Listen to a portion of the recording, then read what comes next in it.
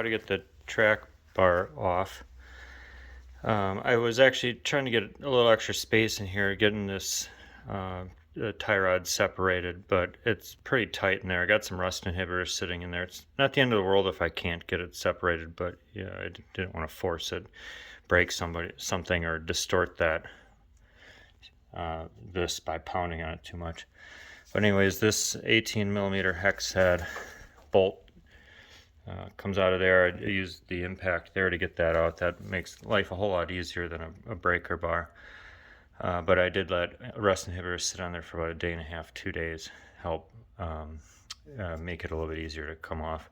And you can see there is blue Loctite on there, which I would recommend when replacing that. And then to get the other part off, if you don't have the tie rod system, you just got the wheels basically turned all the way to the right.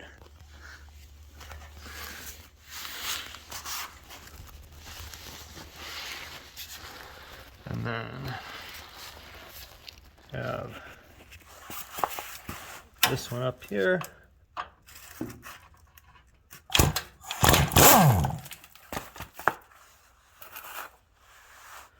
And that's what the back side of the nut looks like.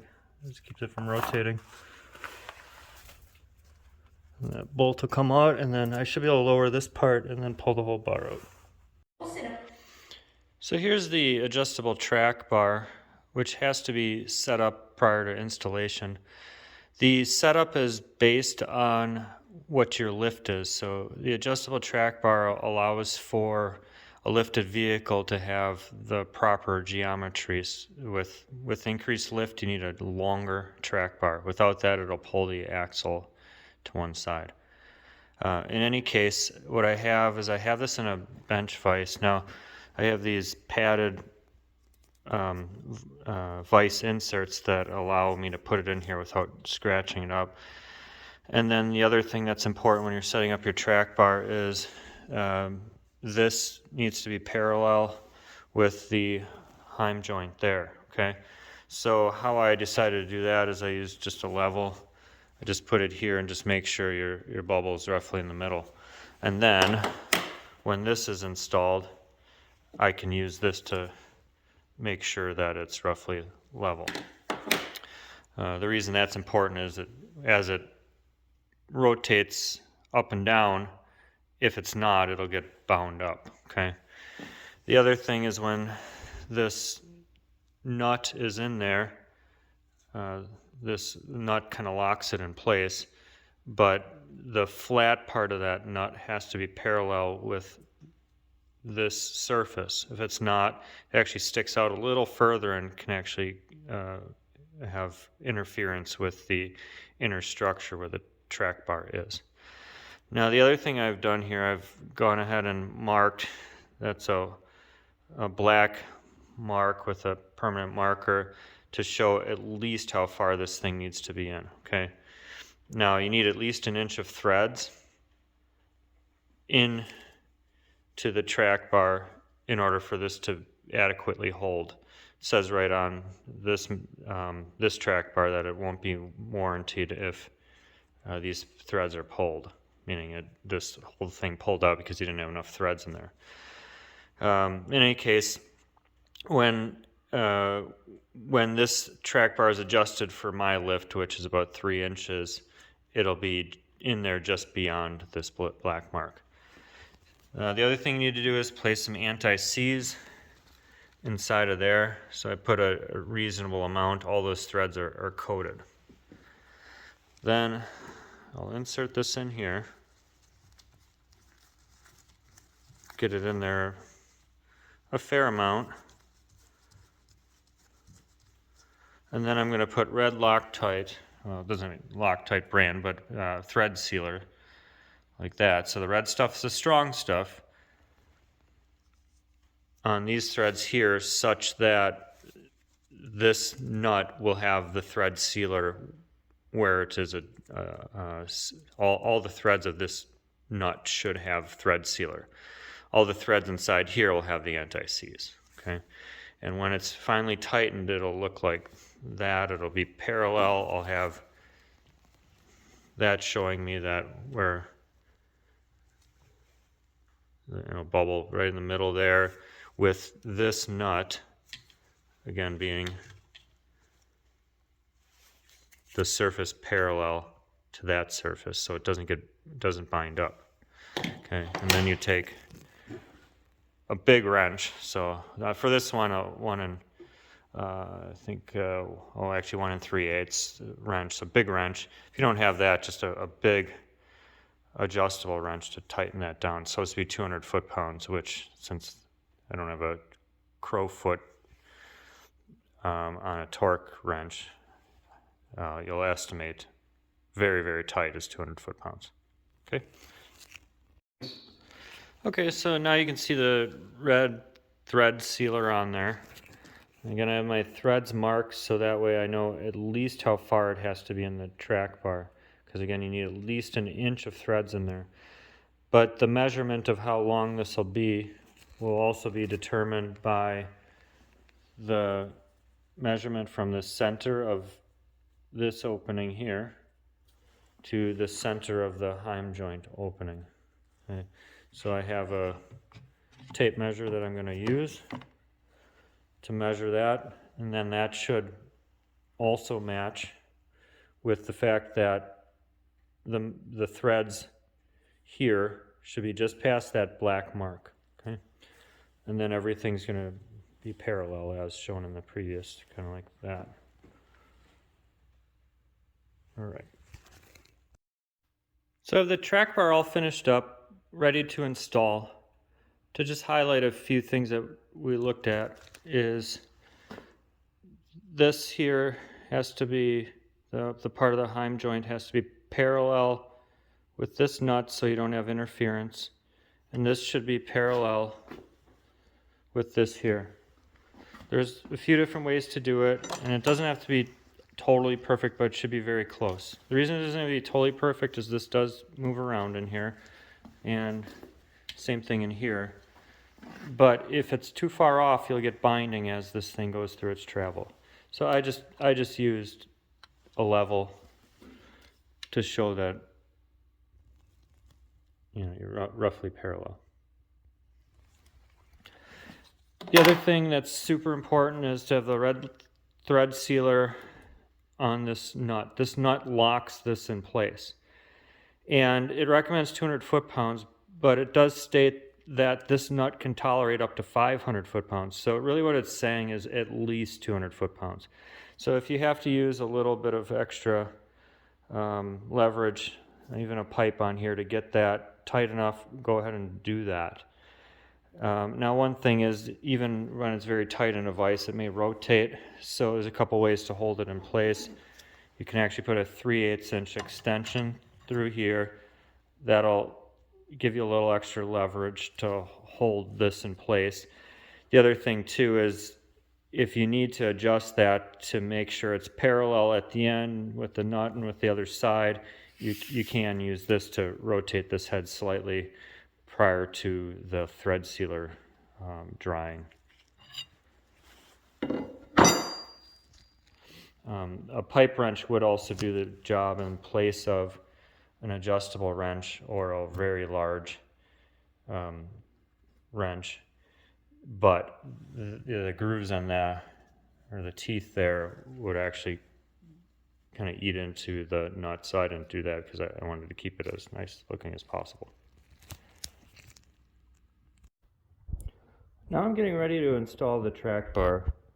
It's all aligned and set up to the correct length, and I have these little sleeves in here that account, see that sleeve pop out there? That accounts for the slightly smaller bolts that I have with the 18mm hex head. And I painted these. These are the nuts that actually have an extension on them, so you don't have to hold them in place with a wrench. And then this, you have to pay attention to the bushings here, because there's a silver one on one side and a dark one on the other. The silver one goes up front on this application, so just pay attention to that. Get my thread sealer on my bolts, just a little bit of grease around the base, and we'll get this all installed. So here we're getting it in place.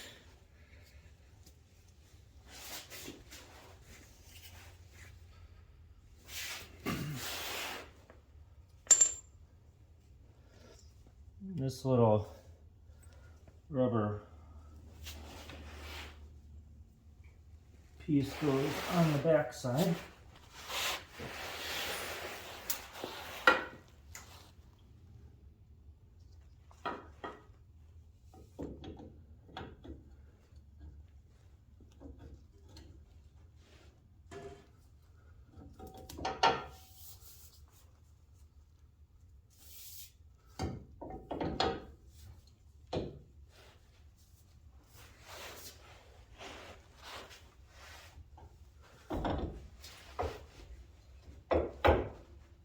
Take a little persuasion because I have painted in there.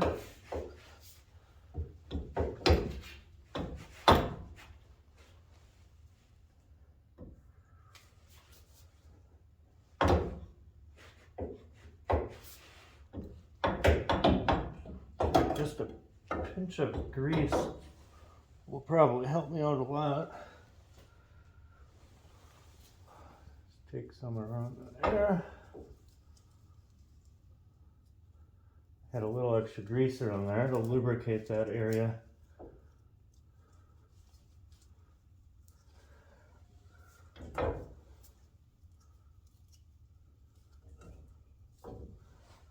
Alright, see if it slides easier now.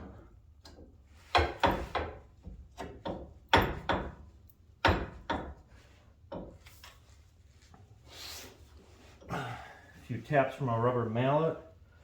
I should be able to get that in place.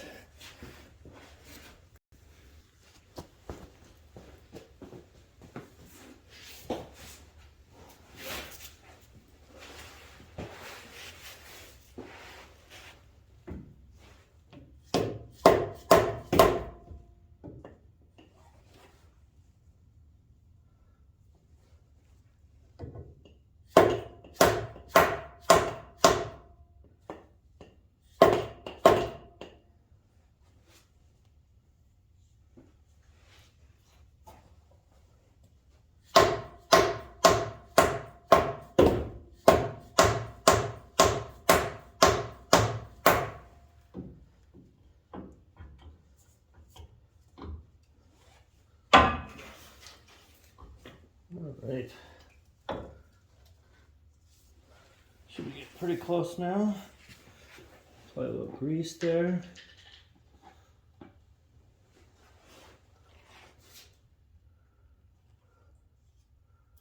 Help everything slide in place.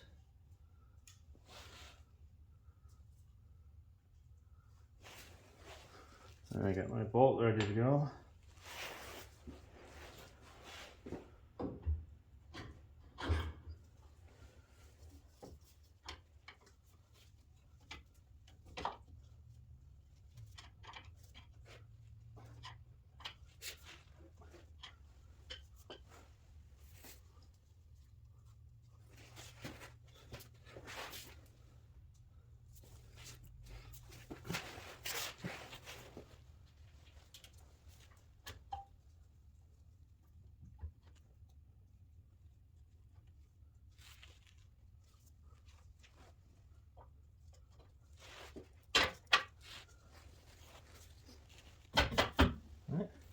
Have it once I down. All right, so with the frame side in, I needed to actually jack up the axle just a little bit to get the axle side, or the right side, to align. And you can use like a screwdriver or something like that just to kind of move it into position just a little bit better. But like I mean, you see the jack under there, it helps to bring the length to where it needs to be. And now it's able to, should be able to get that bolt in there pretty well, almost.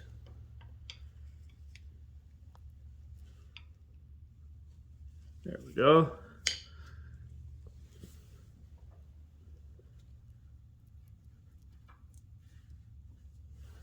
It's very close.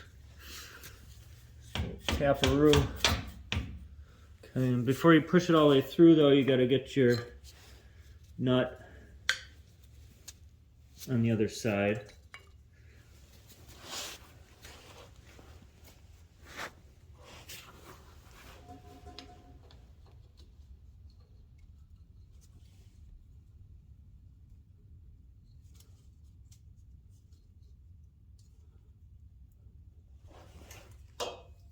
So,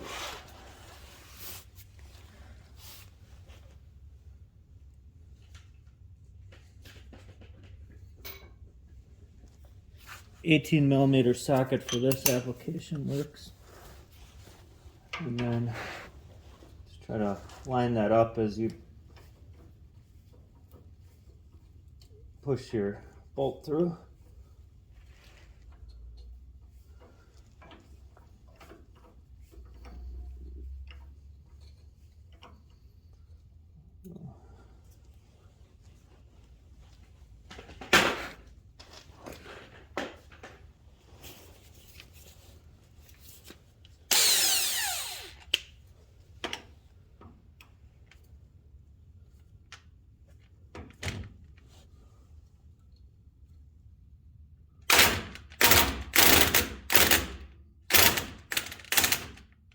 Alright, I can feel it's engaged.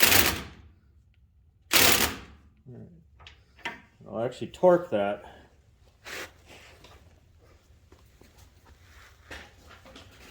The appropriate torques are 185 foot-pounds for each of those two 14mm bolts with the 18mm hex head. And with that, the tracker bar will be installed, and we'll move on to the next step.